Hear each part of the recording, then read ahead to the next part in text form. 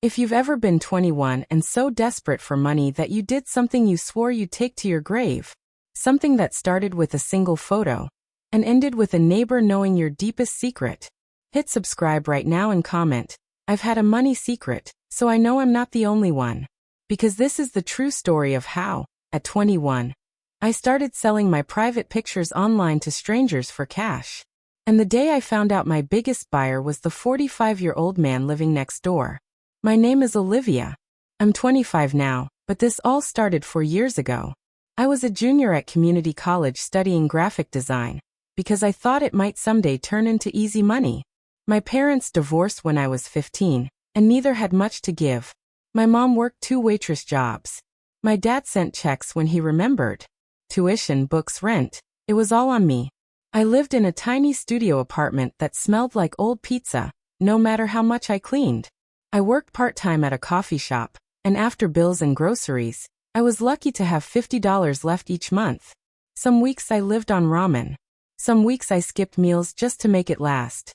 One night, avoiding homework, I was scrolling through social media when I saw an ad for a content site. It was vague, but the comments weren't. Girls my age talking about making hundreds a week just by posting photos. I clicked. I made an anonymous account. Fake name. No face. No personal details. I told myself it was no different than modeling, my body, my rules. The first photo was simple. Me sitting on my bed, back to the camera, tank top and shorts. My hands were shaking when I hit upload. By morning, I had 3 subscribers. $30. More than I made in tips on a slow shift. It snowballed fast. Different outfits. Careful angles. Nothing fully exposed. Within a month, I had 50 subscribers and $500. Rent paid. Groceries without coupons. I even bought a new laptop for school. I told myself it was temporary. Just until graduation. Then the messages started. Requests. Custom photos. Extra money. I said no at first, until someone offered $200 for a specific set. I said yes. After that, saying yes got easier. There was one subscriber who stood out. Username, LakeWatcher45. He subscribed in the first week. Tipped generously. Never crossed a line. Just kind messages. By the 3rd month, he was sending hundreds every week. He felt safe in a place that didn't usually feel that way. I never showed my face. Never shared my real name. It was my secret. Until the day everything shattered. My laptop died mid-essay. The library was closed for renovations. And the only person nearby with a computer was my neighbor, Mr. Thompson. 45. Accountant. Quiet. Polite. Always waved when I got the mail. I knocked on his door with cookies as a bribe. He let me use his office. I opened the browser. Closed a few tabs to speed things up. That's when I saw it. The site. Logged in. Username, LakeWatcher45.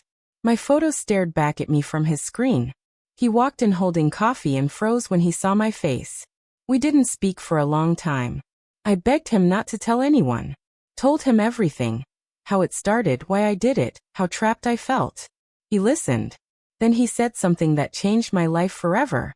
"If you need money," he said, "I can help. No strangers. No risk. Just let me see you sometimes. You set the rules." I should have run. Instead, I thought about rent. And I whispered, "Okay." That night, we set rules. And the first Tuesday came faster than I was ready for. The first Tuesday came faster than I was ready for. All day, my chest felt tight, like I was waiting for bad news. Every time my phone buzzed, my stomach dropped. Part of me hoped he'd cancel. Another part hated myself for hoping he wouldn't. By 7:30 p.m., I was pacing my apartment, telling myself I could still walk away. That I didn't owe him anything. That I'd figure something else out. But rent was due in 6 days. My bank account had $47. At 7:58, I stood in front of my mirror wearing the plainest clothes I owned. Jeans, a hoodie, hair in a messy bun. No makeup. I told myself I looked like I was going to the gym. Not crossing a line I could never uncross. The walk to his door was maybe 30 steps. It felt like a mile. He opened the door almost immediately. He looked nervous too, which somehow made it worse and easier at the same time. We talked first, just like we agreed, about the weather, his tomato plants, my finals, normal neighbor things, like this wasn't happening at all. Then he slid an envelope across the table. $900. I counted it twice. My hands shook so badly I almost dropped it. He told me again I could stop. Anytime. No questions. When I stood up, the room felt unreal. Too quiet, too bright. I focused on breathing, on the ticking of the clock, on not crying. He never moved closer, never spoke. When the timer went off, I dressed faster than I ever had in my life and left without looking back. I locked my door, slid down it, and cried until I was sick. Then I paid my rent. That became my routine.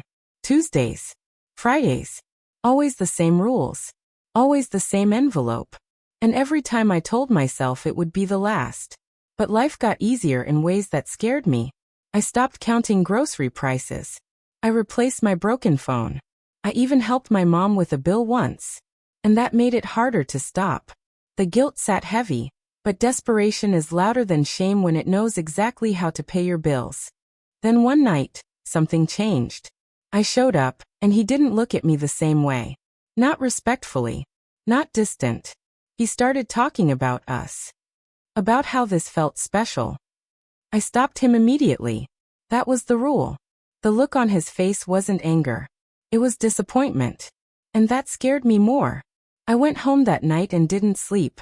The next morning, I deleted my account. Every photo. Every message. Everything. I skipped the next Tuesday. Then the next. He never knocked. Never texted. Never said a word. A month later, I moved. Not far, just far enough. I graduated. Found a real job. Paid off debt slowly. Built a life that didn't depend on secrets. I'm 25 now.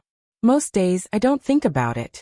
But sometimes, when I pass a quiet house with the lights on low, I remember how close I came to letting desperation decide who I was. And I remind myself of this. Money can solve problems. But it always asks for something back. And sometimes, the price isn't paid until much later. I thought leaving would erase it. New apartment. New routine. New job. A life that finally looked normal from the outside. For a while it worked. Months went by without thinking about him. Without replaying those nights in my head. Then one afternoon, almost a year later, my phone buzzed with a notification I hadn't seen in a long time. A message request. No żadna irakunisa. No profile picture. Just one sentence. I saw you today. I'm glad you're okay. My hands went numb. I didn't reply. I blocked the account immediately. I sat on my bed staring at the wall, heart pounding, realizing something I hadn't wanted to admit before. Even when you think something is over, it doesn't always end cleanly. Nothing else happened after that. No showing up. No more messages. But that moment forced me to finally do what I'd been avoiding. I told someone. Not my mom. Not everything. But enough. I spoke to a counselor. I said the words out loud for the first time. I cried in a room where no one judged me, where no one needed anything from me. And slowly something changed. I stopped seeing that 21-year-old girl as weak. I stopped calling her stupid. I stopped blaming her for surviving the only way she knew how at the time. Because here's the truth no one talks about. Desperation doesn't announce itself. It whispers.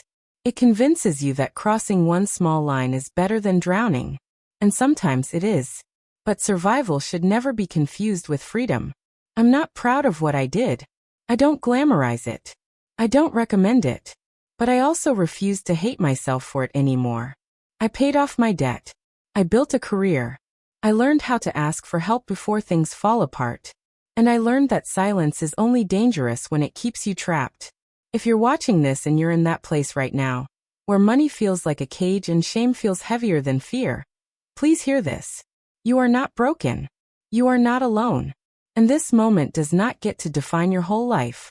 Sometimes the bravest thing you can do is stop surviving in secret.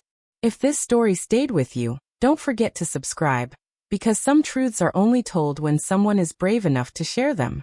And if you've ever carried a secret just to survive, Leave a comment below. You're not alone.